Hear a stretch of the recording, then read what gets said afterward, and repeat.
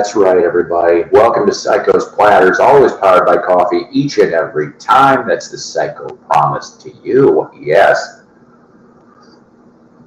You know, it doesn't matter if it's 20 below or, let's see, 96 today, 96. And I know that most of the country out there it's in a blazing heat wave. It's really not funny, even though I just chuckled, because, you know, it's ridiculous. It is absolutely ridiculous that we are having to deal with this.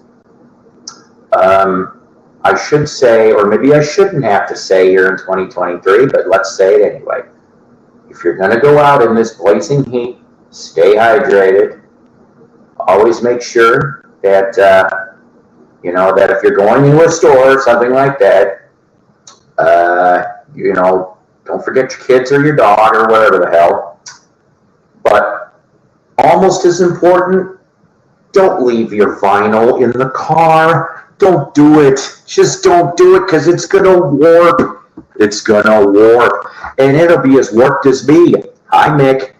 It's going to be as warped as me if you leave it out in the hot blazing sun. Now, I had a story like that once. I did, but it had nothing to do with the car. Because I had to move suddenly, I ended up putting some of my records in a storage shed.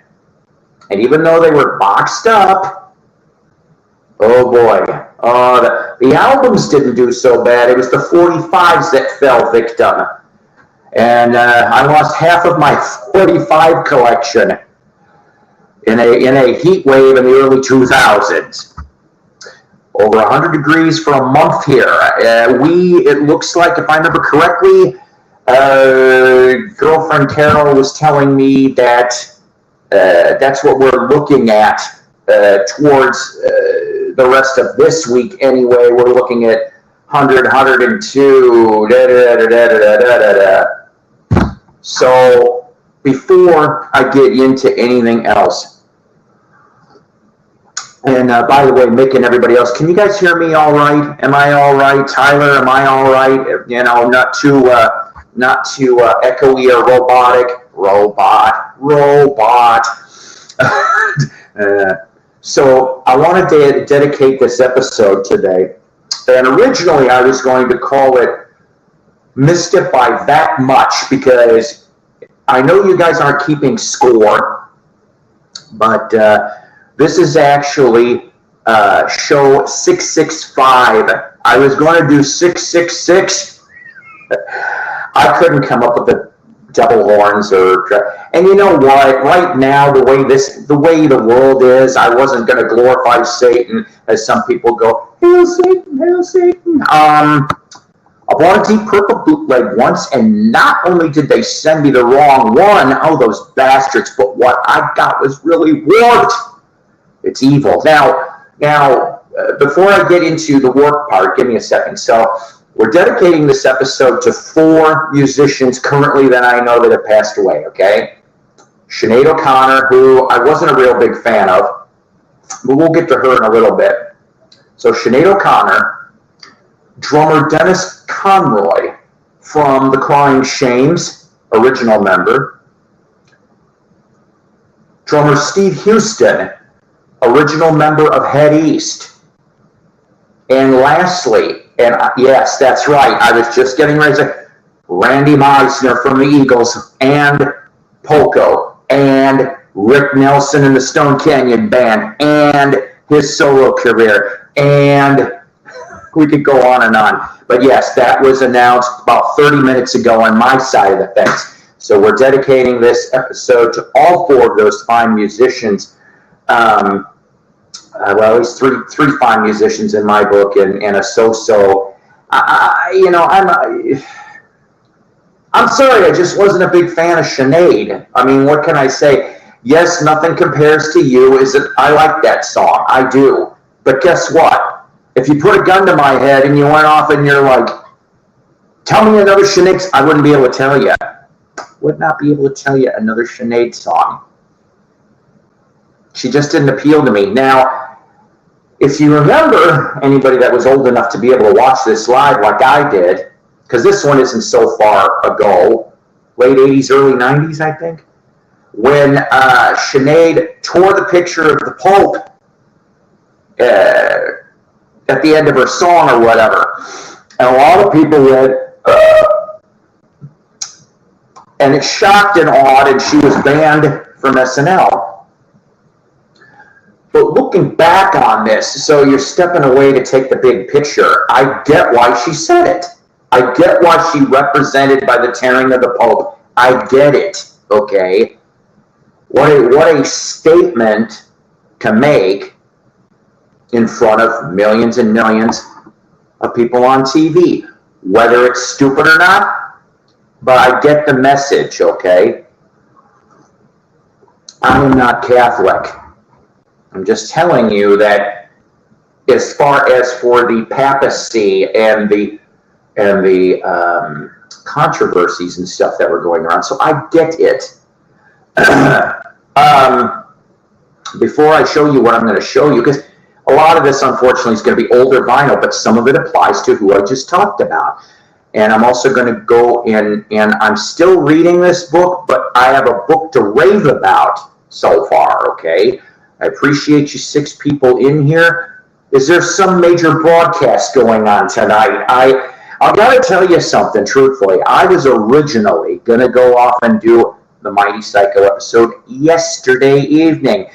But the minute that I saw that George Borden was on, and you know what? I like George. I can deal with George. 8 hours, though? Oh, my. We must have all been bored. To be on 8 hours, I'm saying. Psycho has never done more than 3. Maybe I might have done a 3.5 hour one once. And look, it's final. No confusion and no relation to Megillah. Gee, Mr. Peebles. Anyways, yes, VGR. As opposed to Vinyl Cool records, which would be VCR. Yeah, that's right, Bob. So 8 hours, though. 8 hours. Now, like I said, I like George. I like his channel. I've been on it once or twice, but not 8 hours. No, kids. You know, usually when I'm on somebody's channel, I usually stick around 20, 30 minutes tops. That's about it. Because I got lots of stuff I got to do. Unless it's like late night and I'm completely bored, okay? Then I get it. Boy, I'll tell you. Let's get through some of the records, and then we're going to backpedal a little bit, just a little, to go back to some events that happened in VC land this week, if you will. All right, so this is going to be the commercial section of the show, okay? So yesterday I dropped this episode, the new Jukebox from Hell, Cheap Tricks the Doctor from 1986. Here's the front, here's the back. If you got some time, it's about 10 minutes long. Go see what we talk about with Cheap Tricks the Doctor from 1986. Which I'll also give you a hint is to, here's your preview of the next episode of Jukebox from Hell from March 1976. We explore the last full studio album, and I stress the word full, okay, studio album, of Three Dog Night's American Pastime from March 1976. That's right. Here's your gatefold here. But that is the next Jukebox from Hell. Now, saying that, let's show you some vinyl with some of the appropriate tributes of death we've had today. Now, no, I don't have any Sinead vinyl. And yes, I've got some Randy Meisner vinyl. I actually have his first solo album. And of course, I've got some of the Eagles albums too, but I couldn't find them. And I wasn't going to sit here all day looking through them all. But, all right, so let's see here.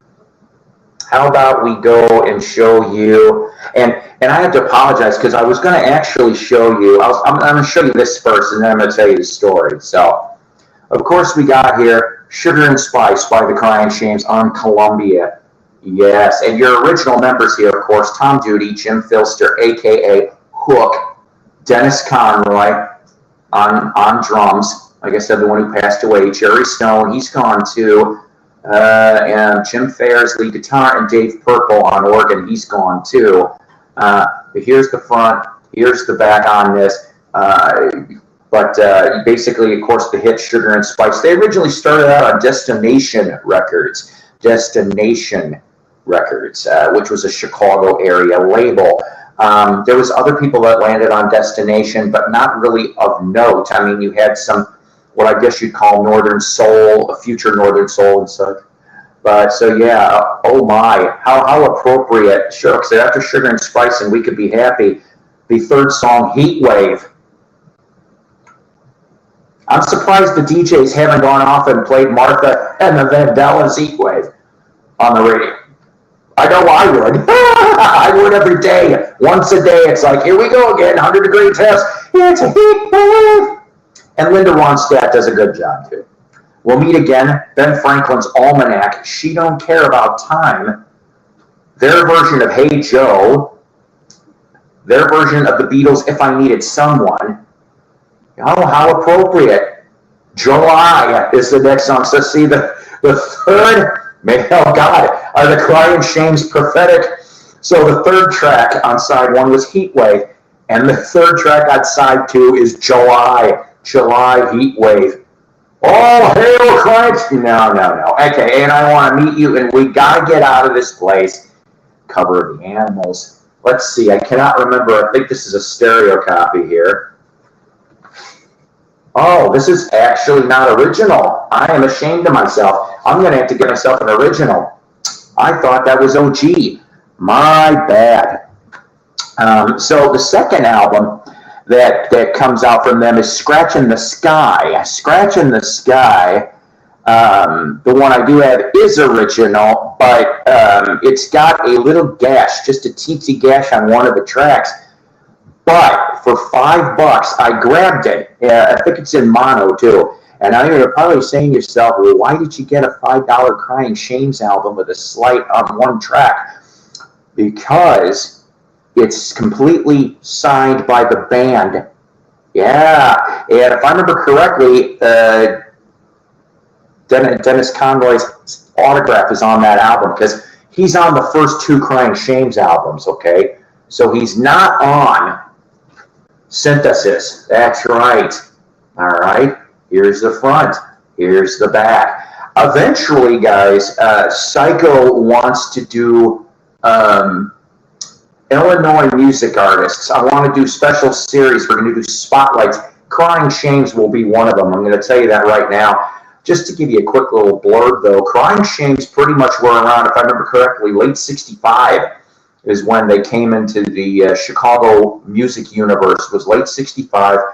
And even though after 1970, they did a 45 of Rainmaker, if I remember correctly. And I want to say Rainmaker is a, help me out here, isn't Rainmaker a Randy Newman tune or something? I know somebody famous wrote Rainmaker, but in 1970, that ends up being a non-album sides, and then basically High Blockhead, as far as for their recorded output is concerned, they're no longer around. But go figure, with different permutations of the band, yeah, like I said, as far as I got in the scorecard, Sinead O'Connor, Dennis Conroy from this band, Steve Houston from Head East, and Randy Meisner from the Eagles, and Poco and all the other ones. So like I said, we've got this here, and but this one here, your big hit on it, Greenberg, Glickstein, Charles, David Smith, and Jones. That's a trippy little tune, I'm going to tell you right now. Another cool one on here, Master School, The Painter, Sweet Girl of Mine, Let's Get Together. Yeah, they take a stab at Youngbloods.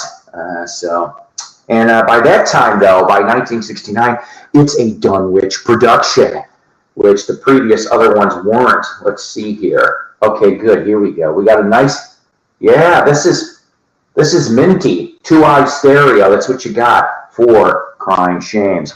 And then I had a chance, and you know what, Crying Shames, like I said, they were around until 1976, okay, go figure.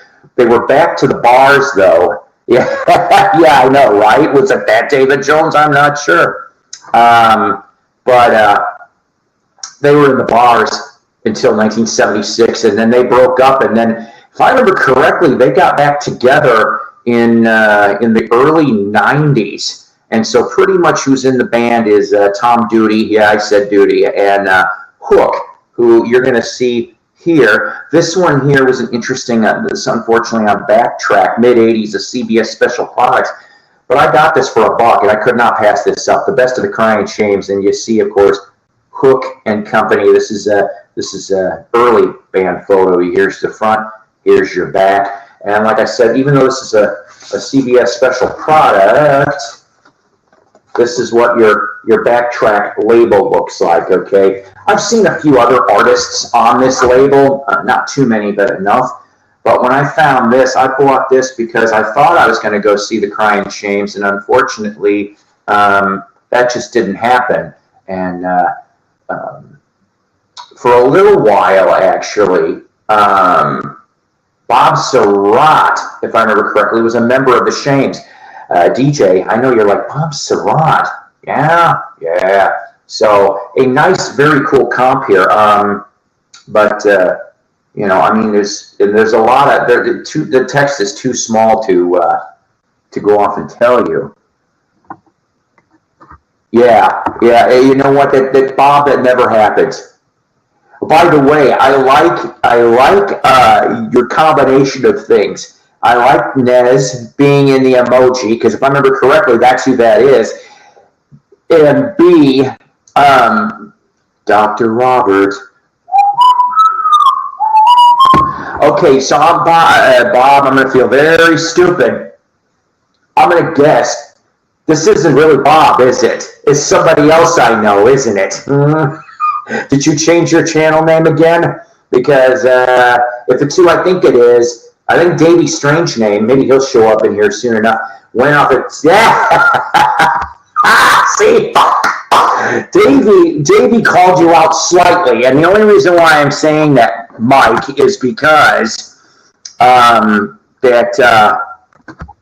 Dwayne, that he said for some reason, although he did not elaborate, he just dropped in my last video. Or no, wait a minute, it wasn't my last video. I apologize. I was in the peanut gallery of somebody else's video. Was it George? Maybe it was George or Rach. And needless to say, they said that Man of Many Voices, you weren't doing anything under that channel anymore. And I'm going, whatever. Let me get through this, and then we're gonna talk a little more here. So. Yep, all of that's rolling in. All of that is rolling in.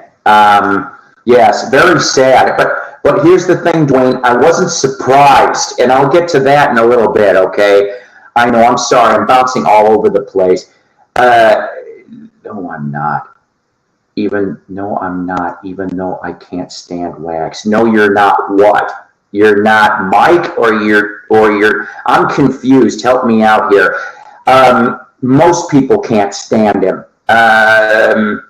I'd say truthfully, I think I've only ever agreed with him once or twice, max, out of the whole couple of years.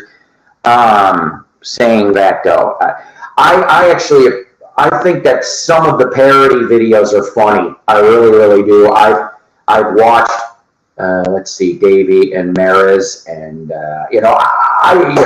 but you see, here's the thing. You gotta be thick-skinned in the VC to be on here, because anyone, and me, all right, I'm an idiot. Who Who said that you were going to stop your channel? Because it wasn't you. It was somebody else that mentioned that you weren't doing the mana thing anymore. But I still like your emoji. Like I said, you get points for the Nez and the Beatle reference. I like that. So, you know, I mean, parody's parody. You know, if you've got a sense of humor, you know, great. And I think you do need to have a sense of humor to do this. All right. It also helps when you've been in retail for 30 years and you're a former video disc jockey. If that's not thick-skinned enough, I don't know what the hell is. All right. So, yeah, see, I know. The monkeys are great. All right.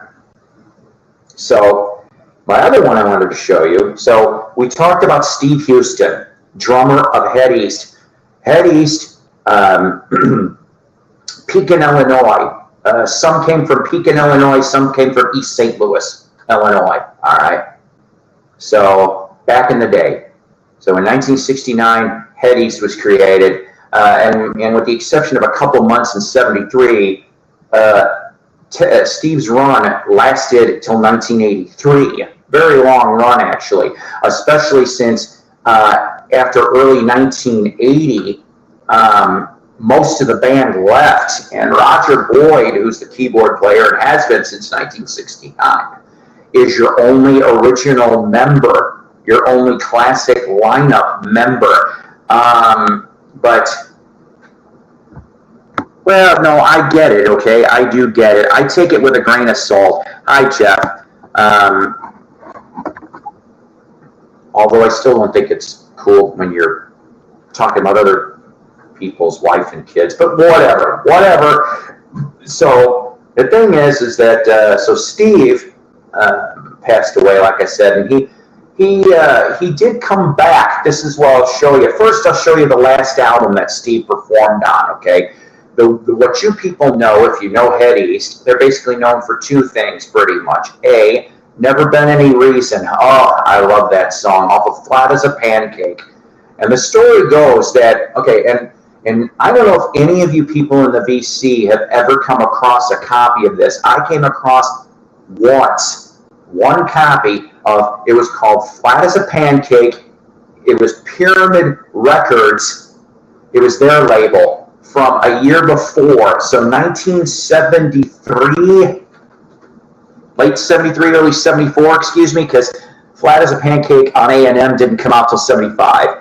So the story goes is that the record company for once went off and they're like, you know what? We like the production on your Pyramid Records release. We're just going to release it like this and not even touch anything on it. So what you get is pretty much the Pyramid Records release of Flat as a Pancake. Completely different cover, still the same band members. But like I said, I do like Head East a lot. But I've only ever come across the original Flat as a Pancake once. So Never Been Any Reason. And then they were the ones originally, other than Russ Ballard, of course, Since You've Been Gone, which Rainbow would end up doing a couple years later on their Down to Earth album with Graham Bonnet. Since You've Been Gone. So the last album that Steve ends up drumming on, and unfortunately 1980, late 80, I think it was like actually right in the middle of that tour for US 1. That's what it was called. So all you had on the album was Roger Boyd and Steve Houston for original members, okay? Everybody else was brand new. Yeah, I think so. But I was going to show a couple examples here. So 1982, they end up on Allegiance Records, okay, which if I remember correctly, that's I'm trying to read this here. You know, it took me a while to find this damn album, too. I don't know why. I got this in a trade. So, yeah, at that time, all right, so you're talking 82 here, Roger Boyd and Steve Houston, like I said, original classic lineup members. Tony Gross Jr. and Dan Odom were on the 1980 US 1 release. Yeah, on A&M Records, that's right. But yeah, this one here on Allegiance Records, and it looks like that. It's a nice label, actually. I'm not going to lie, I haven't had a chance to listen to this. Let's see here. We also got, oh, how nice. This will show you how much attention I paid. You get a nice photo. It's a lyric thing. So this is them in '82. All right. So very, very cool. But the album is called Onward and Upward.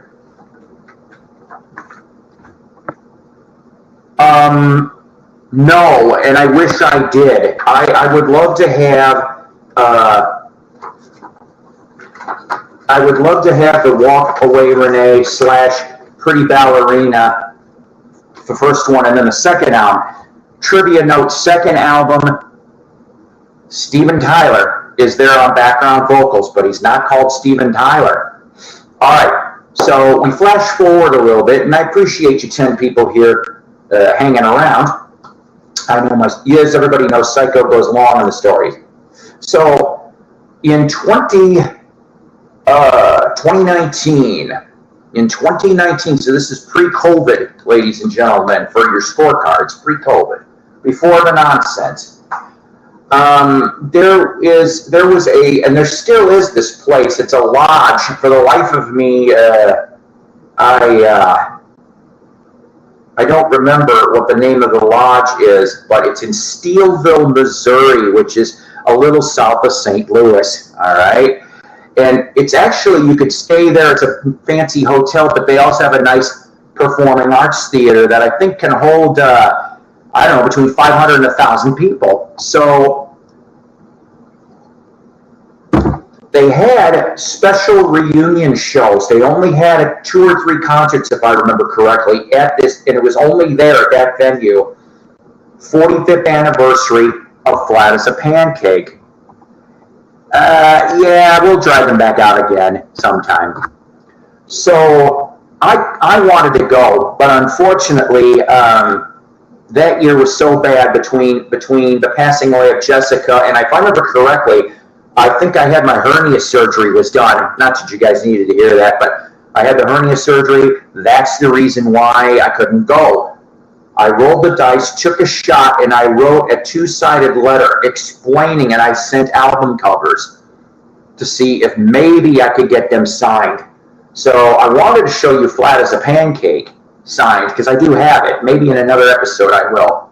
But here is Get Yourself Up. Now, the thing that Roger did is Roger signs the front of this, and the current band, okay, the current band signed this. Then your classic members signed it, and of course you got one missing. Did Dan Burney get pissed? No. Dan Burney passed away in 2003. He was the first original member to go. Died the same week as Johnny Cash and John Ritter. Go figure. So you've got here. There's Steve right there. So we got his autograph. And then Mike Somerville, who died in 2020, like the next year, he passed away. And then you got Roger Boyd. And then you got John Schlitt, who, of course, original singer, and then went on to Petra. Another excellent, one of the few Christian rock bands that I enjoy.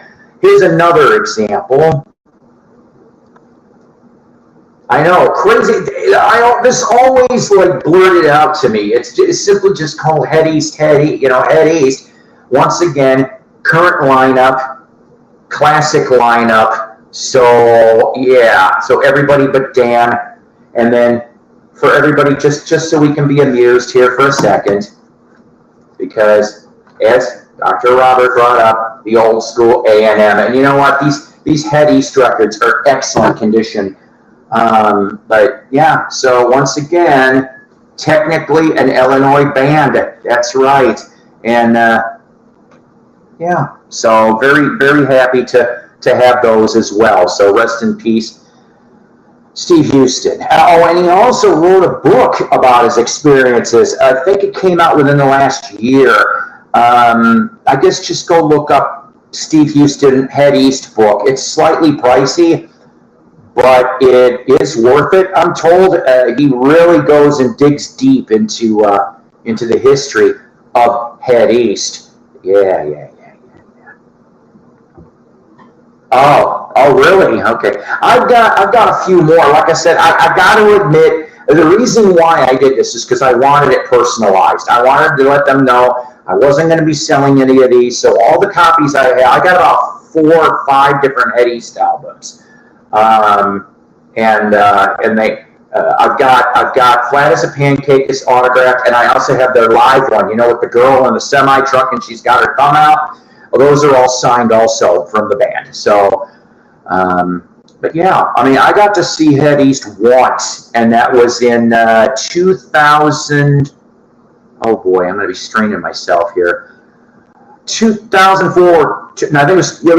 No, I think it was 2003. I saw him in 2003 because that's when Roger came to the mic and went off and said, "This show is dedicated to John Ritter, Johnny Cash, and our original bass player, Dan Burney." And I'm like, oh shit, you know, that in September '03.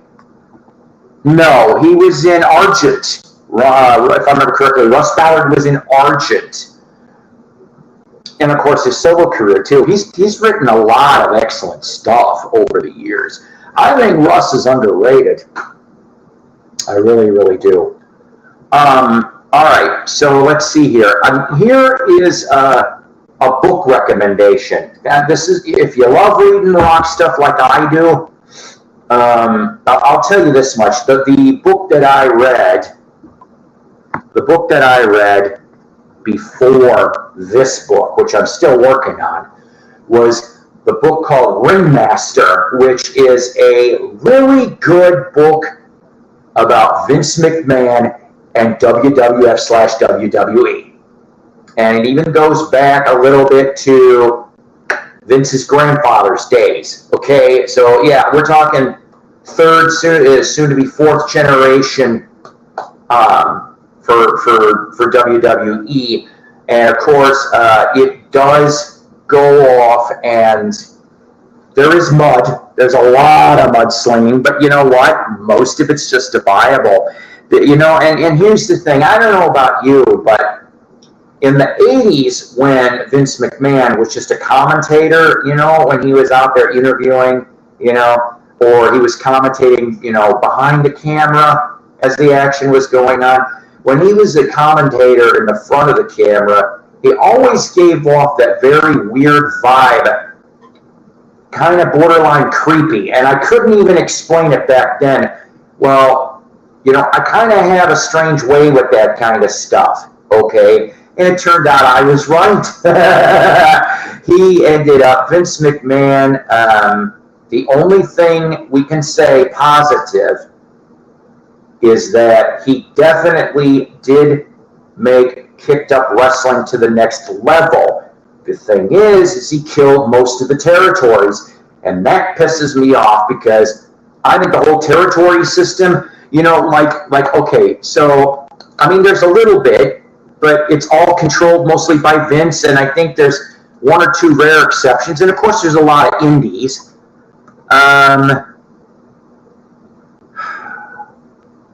Not this moment. Yes, Jim. You know, I got to mention something about Jim. Okay, Jim has been very patient. He's been asking me, and Jim, this was a knee-jerk thing, and I'll tell you. Remember how I said Wednesdays or Saturdays was going to be a show? Well, I'm not blaming George Borden, but I mean he's got a great show. But that 8-hour broadcast is why I did not air yesterday. So I thought I'd air today, but like I said, I don't know. Can somebody tell me who else is on? Because there's, you know, I mean, I've had up to 10 of you guys in one, but it's like, is there some stupid record auction or something going on that I don't know about?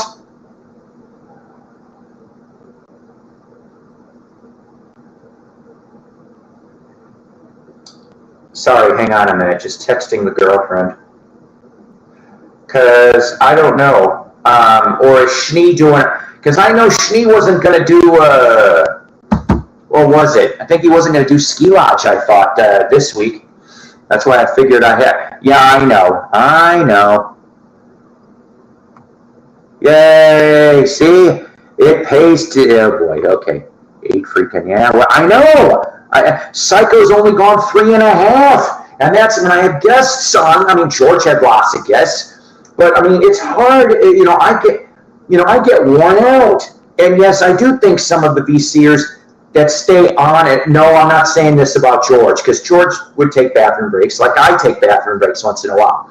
But some people in the VC, I think, we're dependent. They have to, because it's like, how can you stay on for 8 hours? I won't mention names. Does everyone get notifications when Platters is on? For some reason, I don't. You know what, my friend? I guess maybe click the bell and go for all notifications. And I appreciate you being here too. I do. So Ringmaster. That's what I was getting at. Most of it's a good book. The only thing that I can say that a little negative, just a little, okay, is that pretty much you got the 70s, 80s, 90s, and about 2000 is when, that's like 80% of the book is from the 70s to 2000. And then, like the last 30, 40 pages are from 2000 to 2022, and I'm going, a little thin. And then the other thing is there's 150 pages of notes. I'm not lying to you. There's 150 pages of, in other words, if you remember, if you were in English class in school, remember how you had to put notes and you put the little numbers, and then at the end, it would point to the reference, and then it would tell you where the interview or the news or the article came from that you used for your report. There's 150 pages of that. Real crazy. Yes, I do. I do like the Scorpions. I like their 70s work, but I'm not going to lie. I like Breakout and Love at First Sting. And I do like Savage Amusement, even if some of it's a little overproduced. I think my favorite song off of Savage Amusement is Media Overkill. I love that song. That was one that didn't get much airplay back in the day. But boy, does it fit today. Oh, yes. So if you don't know what I'm talking about, go watch Scorp's Media Overkill from 1988, and when you're not watching me, and then we can do that. Yeah, right. Scott goes up and says, "Hi, Paul. Enjoyed your review of the Doctor album." Well, thank you very much. Thank you. And you know what? Just to show this again, yes, it was cringy, but you know what? But thank God, Cheap Trick did not really have that many low points, and I still hold to the thing that if it was remixed, it would be a decent LP if they remixed it. It ain't going to be no great LP. It's not going to be in my top 10 Cheap Trick LPs, but I will say if they remixed it, it would not be down at the bottom like it is. Is that right? Okay, Jim,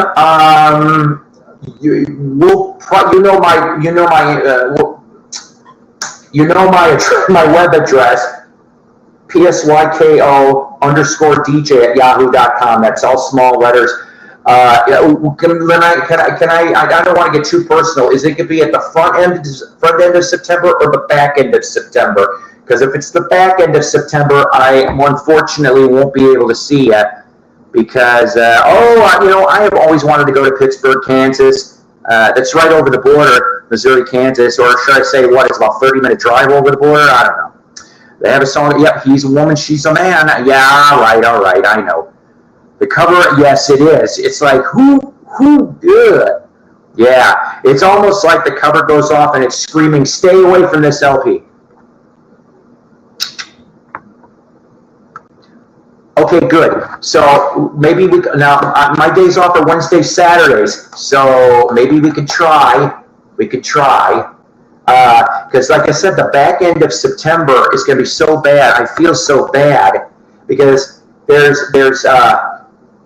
well, like you heard my opinion. So the thing is that at the back end of September 19th to the 26th, I'm going to have my knee replacement surgery of titanium.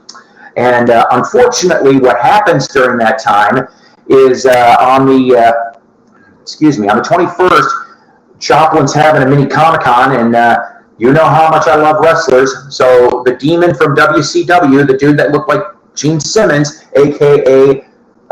Dale Torberg, his dad was a coach for the White Sox at one point. And Dale was a strength and conditioning coach for the White Sox, too, after wrestling. So the Demon's going to be there, and Bushwhacker Luke is going to be there at that con, and I got to miss it. And I don't know anybody else that's going to Joplin.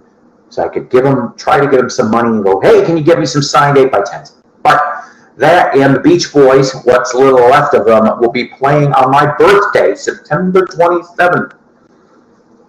Anybody got any early birthday presents you want to send Psyko?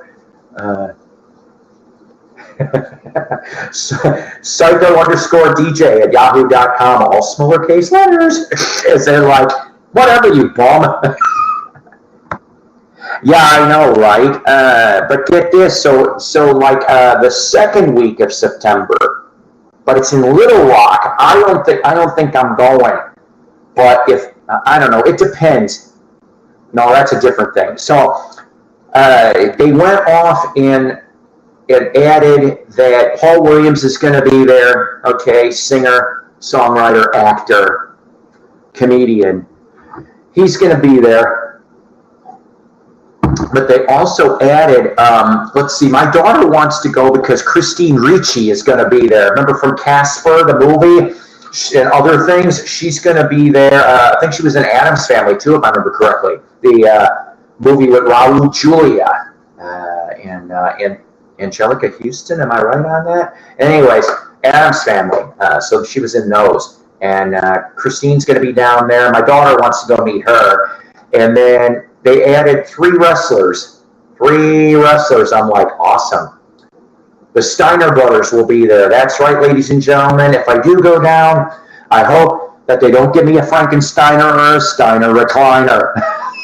So, Rick the Dog-Faced Gremlin and Scott Big Papa Pump will be there. Although I heard he's not so Big Papa Pump anymore. And then Lex Luger.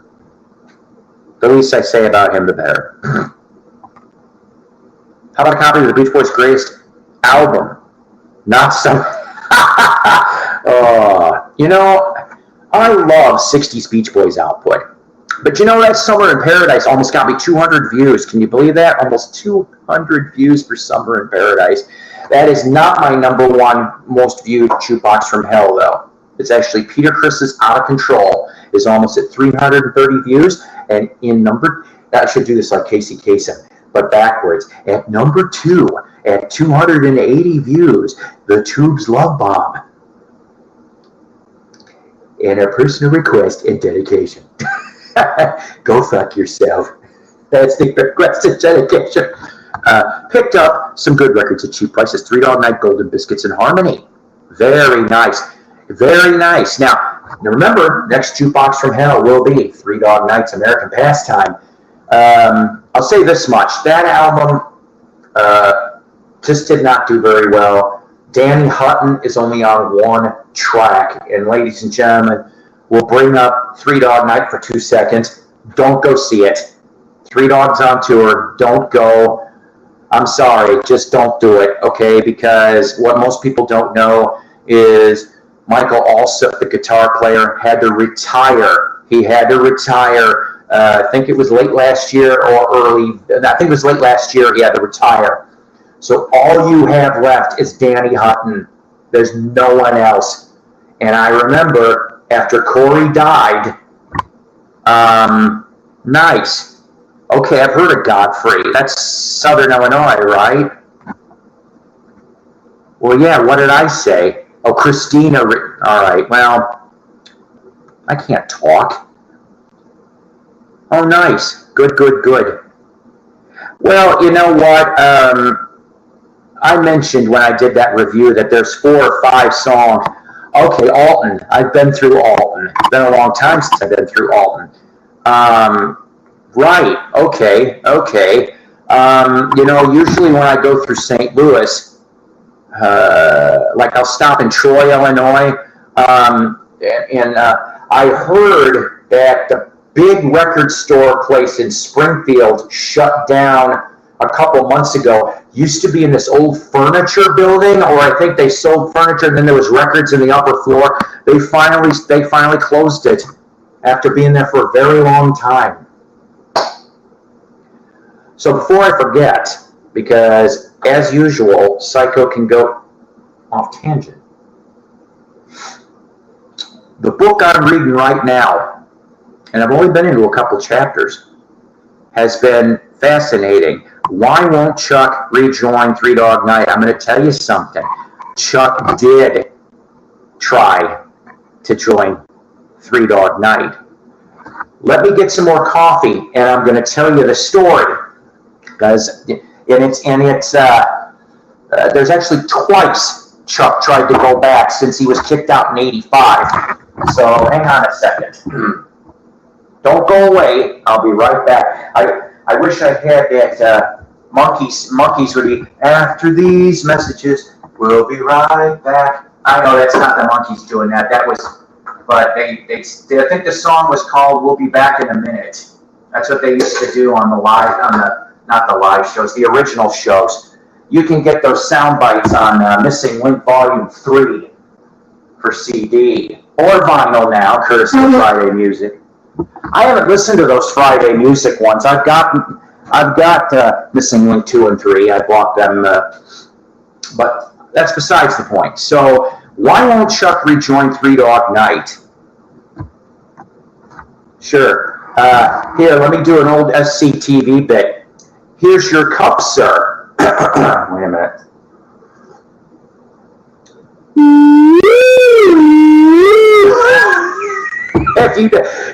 Oh boy. Yeah, I'm sorry. Yeah, that's right. The story is percolated. Maxwell House. No, it's not. This is, I'm using up what was left of this cheap mocha coffee mixed with a little bit of decaf. I do it after 6 o'clock. Okay, I'm sorry, guys. I know. I'm so ashamed of my ADD. Although I take Wellbutrin to, I can now sleep at night. So, shaking face. Yeah, all right. So in the, okay, so 85, Chuck was booted out of Three Dog Night. Okay. Now, remember I showed you this American Pastime bit? In late 75, after the album, I think it was called Coming Down Your Way or something like that. That's the one where all 3 of them are in front of a train at a train station.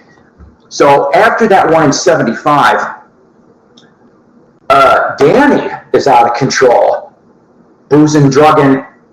They booed his ass out. Danny is only on 1 track on this, and it turns out that only because it was an outtake. It was a 1975 outtake. That's how they didn't want to go off, and they wanted to keep the illusion pretty much that Danny was still there, but they replaced him with Jay Gruska, who's been around forever and a day. So, 1985, Chuck goes off, and, well, you know the story. Booze, drugs. He signed that contract, which he should never have signed in the first place. And even though that the band did, the rest of the band did send him to rehab, it was either once or twice, okay? And they did, before his firing in 85. Then they pushed his ass out in 85. Great channel. I love the Monkees Archive. Great channel. If you're a Monkees fan, go sub it. Please and thank you. Tell them Mighty Psycho sent you. So,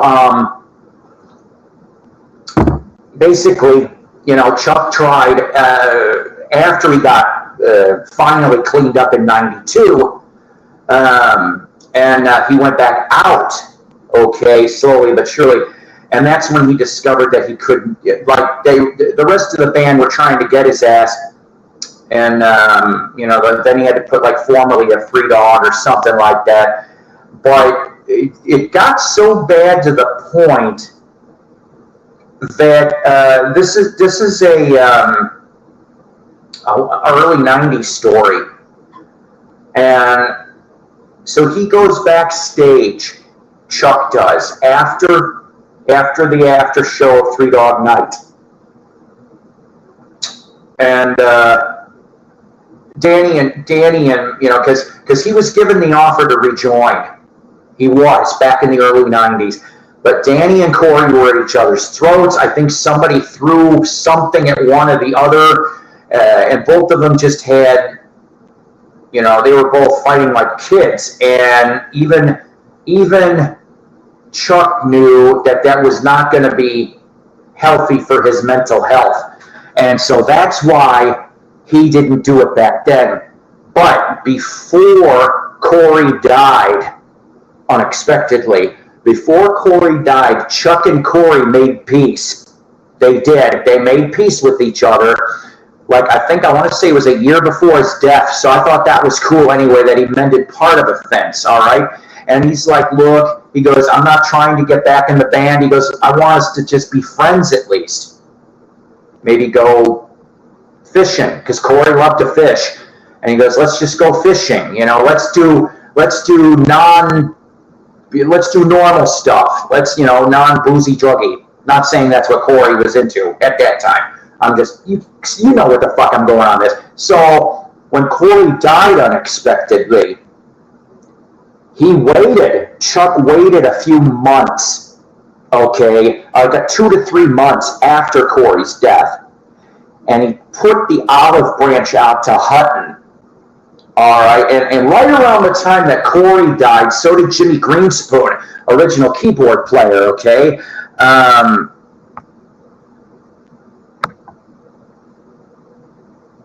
Thank you. Yes, please do. So the thing is he tried to reach out to give an olive branch to Danny Hutton, and Danny went like this, and he didn't want to have anything to damn do with it. So he did try, and that was, so let's see, how long's Corey been dead? At least 5 years, right? 5-6 years? I knew somebody that met Two Dog Night, okay? They were performing an indoor concert in, I want to say the Arcade Theater. And in St. Charles, and it was really, really cold. There was only a handful of fans, and basically both of them individually said "fuck you" to the fans, and I'm like, yeah, that would piss me off too. But I heard, like, Chuck's nice. I don't know if he's gonna go back out for Happy Together tours, because that was the only thing he was doing for a while. He did a solo album, and he's got 2 unreleased Three Dog Night songs from I'm told the mid-70s, but I kind of wonder about that, because there was an EP with most of the original band from '83 called It's a Jungle Out There, which was on Passport. I had a copy of that, but I gave it to a friend of mine, so I don't have it anymore. But one of the songs, if I remember correctly, is Save Our Ship. You might be able to listen to him on Chuck Negrin's YouTube, because you'll find them out. But the 2 songs are nice. I just can't figure out when they were released. But yeah, don't go see Three Dog Night. It's a tribute band now, and literally Danny Hutton is one, and it's the loneliest. Never mind. I heard that Chuck Negrin's private love. Oh my. Oh my. All I can say about that. No, I don't have the megaphone next to me. You people are lucky. Oh, did they just play in Jefferson City, Missouri? Yeah. As far as for a collector's standpoint, other than that EP that I told you about, okay, I brought this up a couple streams ago to the 14 people that are in here, and thanks for being here, guys. There is some weird ass. This came out in 1984, 83, 84, and it's a really bad rock and roll Christmas movie. This thing like got sold in Dollar Tree, Dollar General, all the dollar stores. Okay, and the only thing is you've got a bunch of 60s acts that are on this we'll just say rock and roll Christmas Carol. You type in rock and roll Christmas Carol 1983 and you can see it for yourself because it's all there. But yes, I love that one too, but I also love Out in the Country. I love that one too, the way that one goes. And just for a quick little Three Dog Night fact, Liar, which is an excellent song, how they got that special effect, he sang into a toilet bowl with water in it. That's how you get that sound effect for Liar. See, you didn't expect that, did you? Now you'll be, anytime you hear Liar, now you'll just hear, I think it was Danny Hutton. Wasn't Danny Hutton the one that sang Liar? And imagine Danny singing into a clear but full toilet bowl.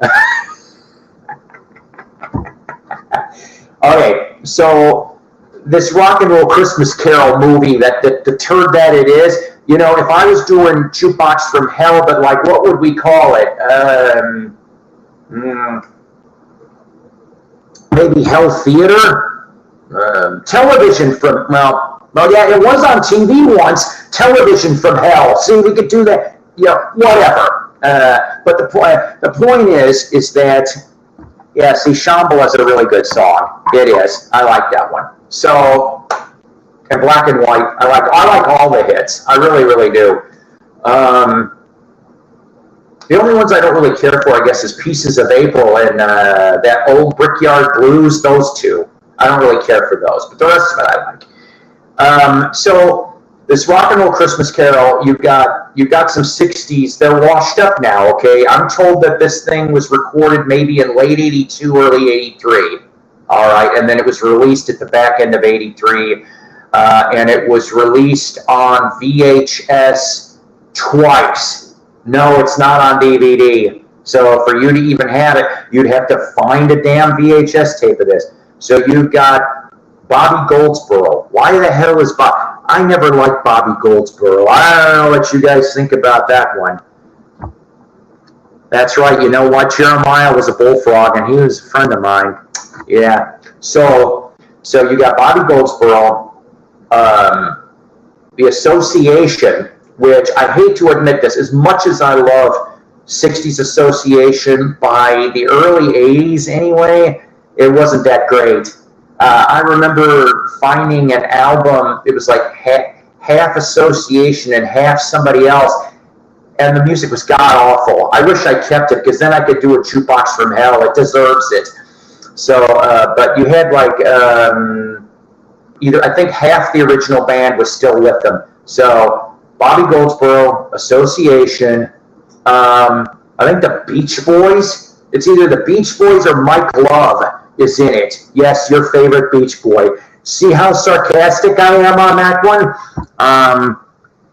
Yeah, he's still out there though. He is. Yeah, you know, well, Ringo is good live. At least he was in 2017, okay?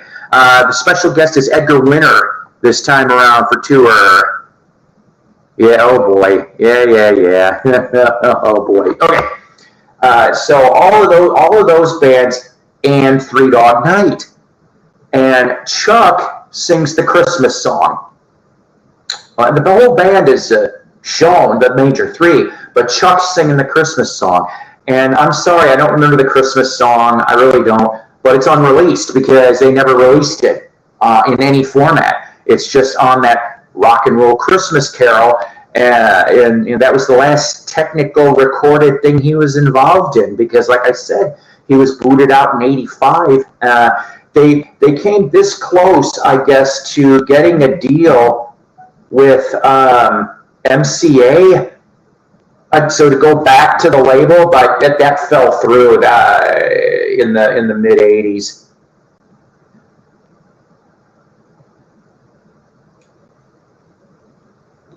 Sorry, hang on. So yeah, there's the Three Dog Night story for all that anyway. So what I'm going to show you though here is an excellent book that I would highly at this moment recommend. Highly. And there we go. It came out earlier this year. Leon Russell, The Master of Space and Time's Journey Through Rock and Roll History by Bill Janovitz. Man, oh man. Yeah, I know they're not rock and roll, but that's what you get in this shitty little Christmas thing. Oh boy, all right. But this book here, wowsy, wowsy, woo, woo. I love it. Whoever wrote that, Bill has done such a good job. But you know what? I'll tell you something. So, yeah, early 2023 this came out. So, of course, anybody that is a big Leon Russell fan, and even if you're not, just entertain me for a second, okay? Let me entertain you. So he pretty much came out of the Tulsa, Oklahoma area, and it broke out in the late 50s. Hey, John, love the comment you left on my Cheap Trick. Thank you, sir. Very kind, and I agree. So, yeah, and Elton John, of course, was the one that, spoke for Leon when he went into the Rock and Roll Hall of Fame 2011. Elton loved him. He says he's my idol. So one of the gigs that he got in late '59, okay, and it was kind of cool in a way. Him and his band, which was called the Hollywood Starlighters, that was the name of it. And Leon Russell wasn't Leon Russell yet. He was known by Russell Bridges. That's his birth name, okay? So I'm going to show you something here. This is the ad that was taken out. The Jerry Lee Lewis Show and Dance. Star Movies, TV, and Records with Johnny Williams and the Hollywood Starlighters featuring Russell Bridges. That was what he did in '59 and part of '60, okay? And in '60, he ended up going to L.A. Thank you for stopping by. And I will keep doing them because I love doing them. Take care, guys. So 1960, he goes out to L.A. Well, he's not the only one that's going out to L.A. One of his high school classmates is also going to L.A. by the name of David Gates. Yes, that David Gates, the one that would end up in Bread and a solo career later. But him, David Gates, and a handful of others went from Tulsa and shipped out to L.A., went out to Weston, L.A., and he started out small, and then from '60 to '62, he was shuttling back and forth between LA and Okie. But along the way, he was a Raider. Yes, he was. Most people don't know this, but in 1961, okay, 1961, for Paul Revere and the Raiders. So late 1960, early 1961, you've got a very cool single called Like Long Hair, which they ended up at top 40, if I remember correctly, on the charts. I only got to see him twice, but what shows. Scotty Dog, I'm telling you now, okay? Hear me now, believe me later. Get this book. You will love it. Ah, yes. Hello there, dear. How are you? Always good to see you. So, go sub her channel. She's a kind lady, ladies and gentlemen. Kind lady. That's right. There's it. So in 1961, okay, if I remember correctly, I think his name was Paul Dick. I know, right? No wonder why he changed his name to Paul Revere. But Paul Dick got drafted into the Army. 61 to 63, he was in there, by the way. So Mark, okay, the only other ones that's going to be in that 61 to 63 is Mike Smith. So Smitty would come in 62, but then you got a bunch of other people that don't stay very long in that 61 to 64 era, okay? So Mark was like, oh, hell, we got to find a piano player. Lo and behold, Russell Bridges, a.k.a. Leon Russell, does one tour in 61 as a Raider. That's right. Or as in Paul Revere. I cannot remember if they called him Paul Revere for this tour or what. But so in 61, he was a member of Paul Revere Raiders. And then they touch on about the Wrecking Crew, which I think is kind of cool. Some people claim a semblance of the Wrecking Crew. Jack Nitzsche, I hope I'm pronouncing that right, who of course had ties with Phil Spector, but Jack Nitzsche supposedly was the one that maybe got it mixed with. They said that maybe Jan Barry from Jan and Dean had some involvement in that too. Could have been multiple different people, but the point of the matter is Leon was one of the best damn piano players, and I still think he's one of the best damn piano players, even though he's been gone for a few years. So before I go into more Leon Russell, I told you guys I saw him twice.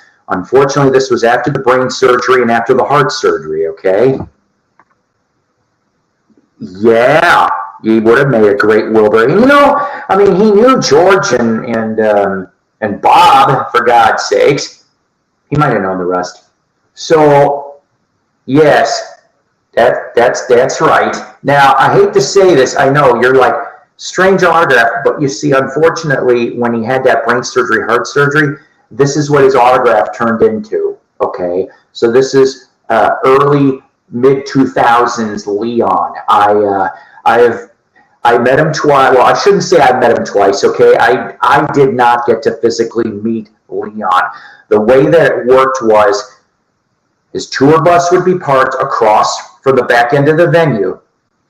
You would form an orderly line, and the member of the band was the handler, and he would take items, 2 to 3 people at a time. And then they bring them back to the back end of the bus where Leon was, and these are genuine, it's real, guys. So I have about 5 or 6 signed Leons over the years. David Gates wrote Saturday's Child by the Month. That's right. I forgot about that. And yes, that's right, about London Bridge. I only heard about that, though, about maybe a few weeks ago. I can't really see the Monkees still doing London Bridge. Yes, that's absolutely right. Hi, Tim. He does play the piano on Day After Day. That's what I'm saying, though, Tim, because I know you just got in here.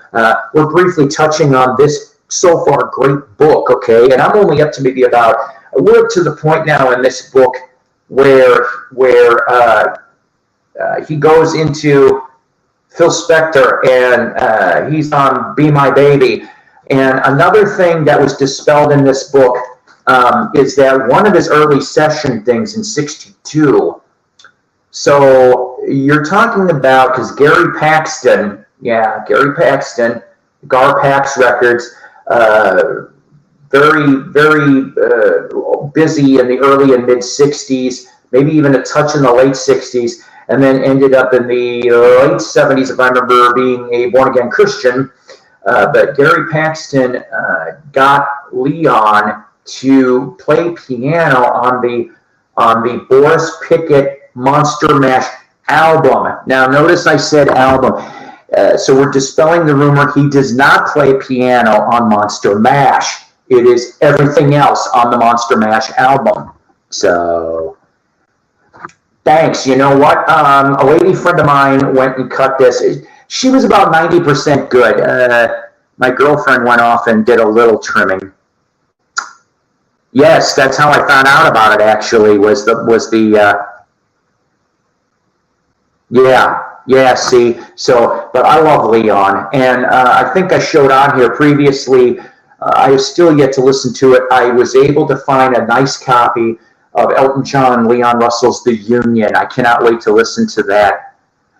I walked out on Leon concert. His records were great and well. Caught him better, and when he and Edgar Winter did a couple songs together on stage in '89. That would have been quite interesting, to tell you the truth. I'm not going to lie about that. Yes, thank you. I really do like it. I do. Yes, and I still, okay, my favorite Gary Lewis record, Just My Style. Oh, no, just My Style? She's My Style? Just My Style drives me wild. I just love the way that whole damn song goes, especially that middle bit, which I'm not quite sure. Is that middle bit like a harpsichord, a tack piano? I can't figure it out, but it's really cool. Maybe they stuck it in a phaser or something, because I just like the middle part of it especially. It's really good. I have a feeling that Leon did that one too. But yeah, I mean, he would produce things too, and or arrange or whatever, and for Liberty Records especially. But yeah, so we're getting to the point now that he's working on Spectre Productions, and and that's the thing though. Leon is one cool cat. I do like a lot of the stuff that he has done.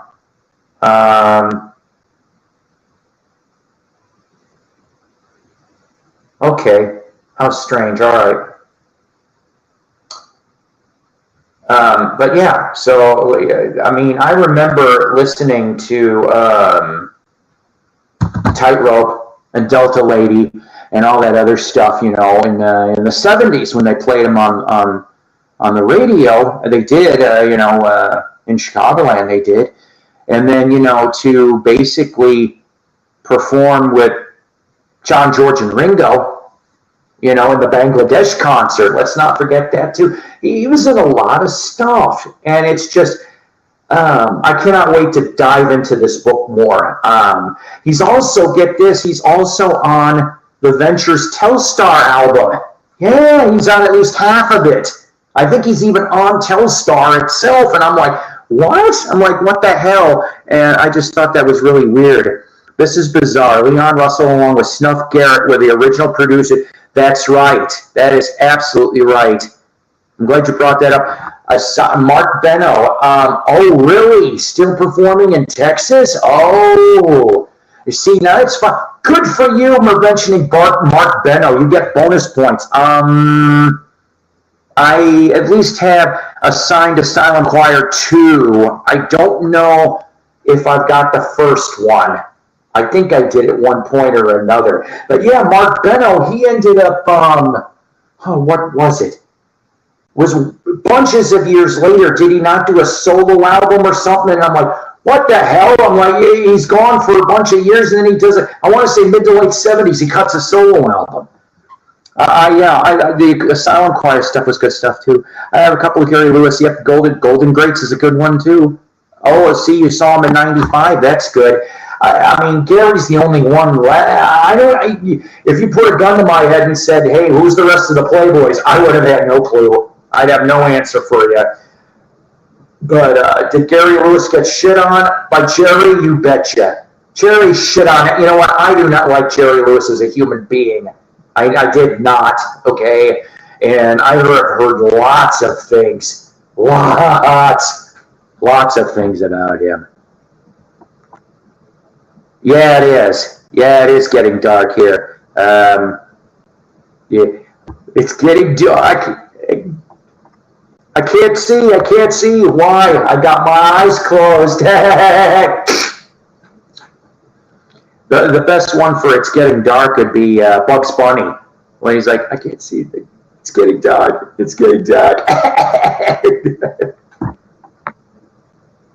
Wow. So he's down there wow. So see, I didn't know that. That's good. Good for Mark. Good for Mark. And a lot of people are huge in Japan that aren't so big here. I mean, let's face it. If it wasn't for the Japanese people, Cheap Trick wouldn't have been so popular. That's right. And you know what's funny is I've got 2 copies of Live at Budokan in my collection. And I know you're like, 2 copies of Live at Budokan? Well, how about this? One is a Japanese import from when that came out. What was it, 78, 79? I have a Japan import on the old school Target label. and then I have an American release. And the Japanese pressing is a lot better. It really, really is. Yes, Mad Dogs and Englishmen, another Joe Cocker, his backing band, that is an excellent album. That's right, and Robert De Niro, and based on what I heard, he didn't have to do too much acting. Right, he's got 8. See, I didn't know that. Did not know that. I'm gonna have to do a little dive into Mark Beno. Is most of them blues albums? I'm curious, I'm curious, Frank. Oh, by the way, I'm also glad to see you're still here. Okay? I'm glad to see you're still here, Frank. So, I forgot to tell you that. But yeah, so Leon Russell, definitely get that book. I got it from the library, so hey, maybe it's at your library, then you don't have to pay a dang thing. That's what I like about libraries. Our tax money pays for the and once in a while, whoever orders books does get some really cool stuff, because let's face it, Leon Russell is just something that most people, it go over a lot of people's heads, but we kind of have some old school librarian type people. I don't have that. I really don't. Sorry. Oh, good. Yeah, see? Woke up this morning, got my... No, I know what you're talking about, but now that's in my head. Blue Oyster Cult did an interesting cover, and Robbie Krieger's on that, on the 1982 Blue Oyster Cult ETL live LP. But yeah, so, geez. All right, well, let's see. I know I probably should wrap this up soon, but not yet. So, like I said, going back to the point of the VC, okay. And I know that, the reason why I go on people's shows is because I like to. I don't stick around very long on those people's shows because there's several reasons, but mostly I only want to stay up for a short visit so that no matter what show I'm on, with whatever channel I'm on, because I've been on Rage's, and I've been on Mayo's, and I've been on Dacus's, and I've been on George's, and a few others, Dusty Spins, and I only stick around for a small amount of time on there because I just to say hey, and maybe if I can chime 2 cents into the conversation, and then I disappear 20 to 30 minutes later so someone else can get a chance to be up on screen. That is mainly why. I don't hog the thing, if you will. At least I don't think I do. I try not to. But there is a lot of awesome channels out there, all right, and like and sub them all, okay? Whatever's your taste. That's what this is. The VC is a niche YouTube video area. We are not like the gaming channels where there's hundreds of thousands, 500,000, million subscribers even. And, that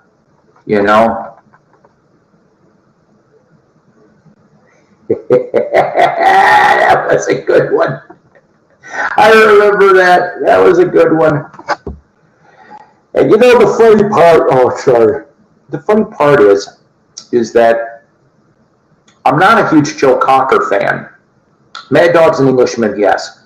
The album with a little help from my friends on it, that's a good one too. And then maybe one other. That's all I had in the collection. Okay, I still love "You Are So Beautiful," which was written by Billy Preston, but I have definitely used that in a few mixtapes too. Girlfriends, and then the song from 9.5 Weeks, great movie. You Can Leave Your Hat On. And I like his version of You Can Leave Your Hat On. Other than that, though, oh yeah, that's right. Dennis did, didn't it? Dennis co-wrote it with Billy Preston? Because, yeah, now I feel bad. I should have known that. Hey, how are you? Yeah, Dennis Wilson, I'll tell you. I still need to get a copy of Pacific Ocean Blue. I would like to get a original of that. I came close once. It was a white label promo for that matter too, but unfortunately too many scratches for me. I'm kind of half picky. There's a lot of people that get robbed of credits. I'll tell you that right now. I'm gonna have to listen for that. I love rockabilly, so I might dig that. Speaking of rockabilly, one album that I actually remember hearing back in the day in the 80s. Neil Young. Remember when Neil Young tried to do rockabilly? And like the main song was "Wandering." I'm wandering. But yeah, I mean that album isn't too bad. I love like every album that he did in the 80s was a completely different style of music to piss off Geffen Records. Just like, yep, if you're going to shit on your record company, yeah. Help me out here, you Neil Young fans, because I'm not a mega Neil Young fan. I like some of his stuff. The 70s stuff to me was the best, but was the album Trans on Reprise or was it on Geffen? I can't remember. But I remember, though, that not YouTube, I'm tired. That's it, thank you, the Shocking Pinks. That's right, they were all pink in the color, I love it. Yes, definitely. I need to see the movie. I've never seen the movie. I have the Bangladesh concert on DVD, and I've seen parts of that, and I've liked it. I haven't seen it all the way through, though. But yeah, so Neil, though, he did a song called Sample and Hold, which I liked the way he did it with the whole vocoder bit. I was like, all right. But, oh yeah, I love Stray Cats. I remember, and this is truth here, I remember seeing the Stray Cats on Fridays live because they didn't have a label. They were shopping a demo, and on the bottom of the screen, it said, if you're interested in these guys, please contact blah, blah, blah. Which, of course, EMI America jumped on them, and you ended up with, I think it was like a year and a half later, Stray Cats got big. And they deserved it, because those couple of records are cool. I like Brian Setzer.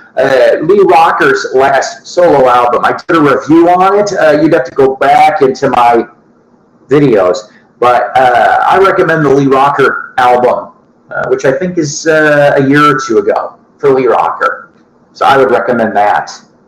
I thought I heard that Phantom Slick and Rocker are getting, they might be doing a small tours pretty soon. I'm not sure. I love Neil's T-Bone from Reactor. Yes, almost 9 minutes of got mashed potatoes, ain't got no T-Bone. I'm going to have to listen to that. 9 minutes. That's funny. Oh, boy. But, yeah, so go figure. Yeah, I love all that stuff. Let's see. As I brought up in the top of the episode, it's broiling hot out there in most of the country, okay? So I still am in some ticket giveaways for concerts. Ooh, it's going to be brutal. And by the way, I still have to have this, but by the grace of God, barring anything stupid, I'm going back to work Sunday. only after being gone 3 weeks because the stupid company made me. Bastards. Anyways, but I'm only working for 7 weeks because then the knee surgery, the titanium knee surgery. And when we get closer to that time, ladies and gentlemen, yes, I might pull an occasional PBS type thing. And I know you're probably rolling your eyes going, oh, God, no. But I am going to put up a GoFundMe when that time comes. And not doing it now, too soon. Probably early to mid-September, please, because I'm going to need it. And I'm going to need help, whatever. But I'm not spending it on records. I'm not. Double Spock swear, because I need to pay bills. Bills is what's important. And but that's later, like I said, in September. We're not going to deal with that right now. But what I'm saying is I've got about 7 weeks left, and then I'm going to be out of commission from late September to around Thanksgiving at the earliest. Like if my rehab goes well, I might go back to work,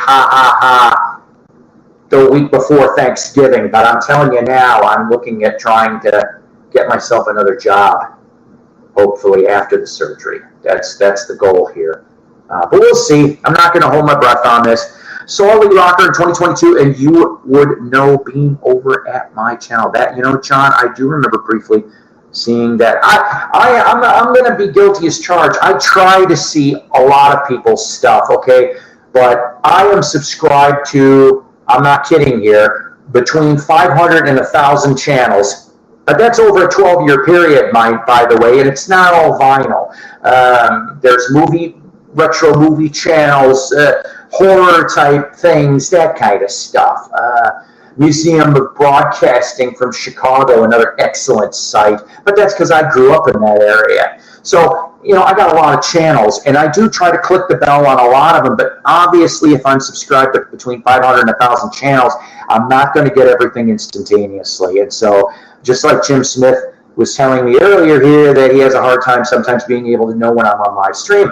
And but so yes, I do try to see the videos. I try to at least put a like on the video for 2 reasons. Number one, obviously I liked it if I pressed like, and B is it's kind of a marker for me so that I remember, oh yeah, I saw this video already. So also, I did get a sub. I did get a subscriber, but unfortunately their name isn't shown. So I want to thank the one person, the new person in the Psyko Platter Network. I appreciate that. If you guys could tell your friends, tell your enemies, tell your frenemies about Psyko's Platters. I'm about 3 dozen away from 1,000, ladies and gentlemen. And then you're not going to hear me talk about it anymore. I know some people are like, well, what's the thing about the sub count? Well, you know what? I've been doing this for 12 years, and it would make me feel good that I have 1,000 subs. After that, I don't care. I'm serious about this. Vulcan swear. I'm not going to go off and bring it up again after I get that 1,000 point, except, of course, to celebrate the 1,000 point. And thank everybody that's subbed all these years, because I do love you guys. I do. This is my form of therapy when I get to be on here and do my YouTube live streams and do the other videos like the Jukebox from Hell. So let's see. We did episode 14. We do 10-episode seasons of Jukebox from Hell, by the way, before we take a few weeks off. But due to yes. Speaking of, go sub to George Music for all 4 seasons, an excellent channel on everything, all 4 seasons, I'll tell you. George, I came across, not today, a couple days ago. It was so beat up, though, I couldn't get it. On Phillips, songs of Burt Bacharach. Do you know what I'm talking about? Mid-'60s thing, if I remember right. Yeah, see? Good. But,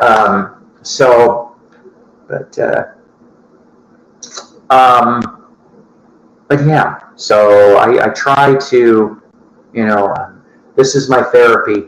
I've been doing this now for a long time. And yeah, I do have to thank Joe Mayo and Rachel and maybe even Richard Dolan. I think those were the first live streams I remember seeing, and those people invited me in. They did, and so I really, I don't like the drama that goes on in the VC, but I like being able to contribute, if I can, to a topic or subject that's being currently on screen at that time. You know what? Thank you, and I hope you're doing all right too. And seriously. Oh, see, there you go. Yeah, too beat up though. Too beat up. But like I said, coming maybe in season 3. I'm not going to do it in season 2 of Jukebox, but season 3 from Jukebox, I probably will explore Chameleon from the 4 seasons from 1972. That'll be next season. But I try to do 10-episode seasons of Jukebox from Hell, and I already have lined up, after the 3 Dog episode, I've got 2 more for sure. I have been getting some suggestions, so I'm trying to gather those up. But yeah, so we will definitely do the best we can with what we got. Also been involved in the contest videos, Prime Analog Records did one, and that's still for a couple more days. You got, let's see, if I can't remember if Ron Haggerty's concert's still going or not. Richard McCook, that's going to be August 4th for Richard. So all of those, go sub those channels and go have some fun there. Okay, read the last comment. Where's your last comment?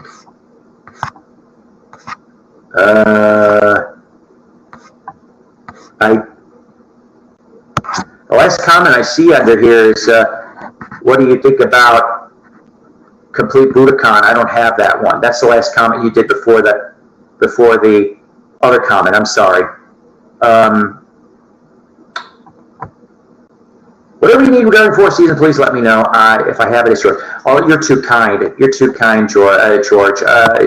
You've done enough already, sir. You have. I watch a lot more live music streams if they would just keep the conversation of music instead of personalities. Well, that's what I try to do around here. And yes, it's me that's getting dark due to lack of lighting, but that's why we're going to shut this down in a minute or two here. You do a great job of being yourself and making things fun and interesting. Well done, man. You know what? Thank you, seriously. That's very, very kind words.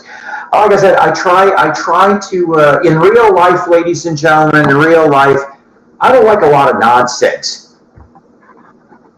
Oh, God. Okay, thank you for that. Not personally.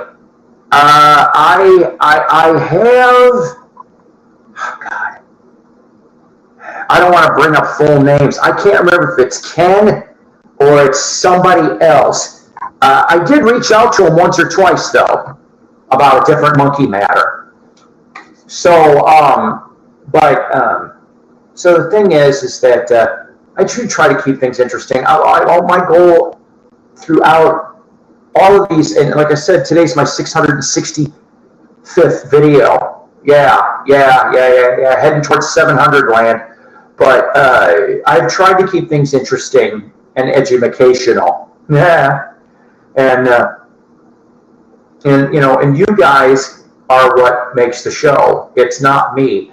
And I'm sorry that that I don't invite people on right now, because obviously it seems like through this tablet, when I invite people, everyone sounds like they're trying to talk through a Taco Bell speaker, and I'm really not. I don't think you guys want to hear that, and I certainly don't either, because I'll hear it on my end too.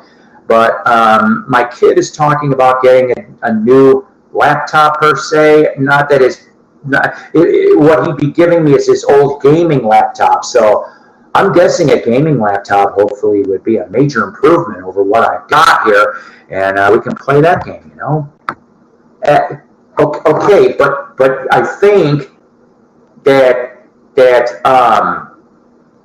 yeah, but see, it was already brought up. The last comment, if I remember correctly, said, "Do I know the dude from Monkey's Archive?" I don't know him personally. I don't. See, yeah, is this the last? Is that the last comment?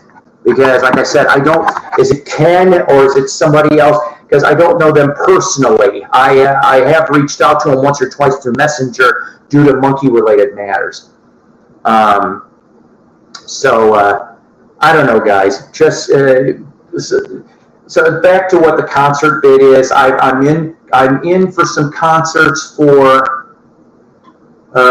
One show is 3 Doors Down, Candlebox, which I've seen Candlebox before. They did great. And then I'm also in for a drawing for Rival Sons / Smashing Pumpkins, because they're both on Wednesdays when I'm normally off. So, but yeah. Yeah.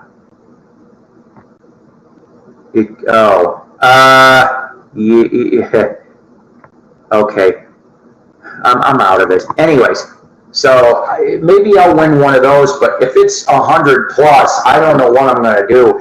Yeah, I mean, if it's one of the covered seats, then yeah, I'll take it, because maybe in the covered seats, and they do have some fan going in the covered seats, it maybe take it down to 80. I could deal with 80. But if it's out there in the lawn, there's no way in hell. There's no way in hell. And since I didn't pay for the damn things, it's not going to hurt my feelings if I don't go, if I do win, if it's too hot. Won't be the first time I've passed on a concert because it's been boiling. Just try to stay cool with Psyko and stay cool outside of Psyko. I don't know, just do the best you can. Stay hydrated, okay? Very major important. I don't know how many bottles of water I drink a day. Oh boy, do I ever. But just try to stay cool. I know we're going into August land next week. August is always brutal, but it's been brutal at least since mid-June, in most of the country. So real bad stuff. But I want you guys to take care. God bless. Rock on. Always powered by coffee each and every time. That's a Psyko promise. Go check out the Leon Russell book. And I don't know, go spin some Sinead or Crying Shames or Head East or Eagles or Poco for all our tribute people, okay? Take care. I love you guys. I really, really do. I saw Bowie once in 100, well, maybe so, but when we were younger, we could deal with this. Okay, take care, guys. Thank you very much. Ta-ta for now.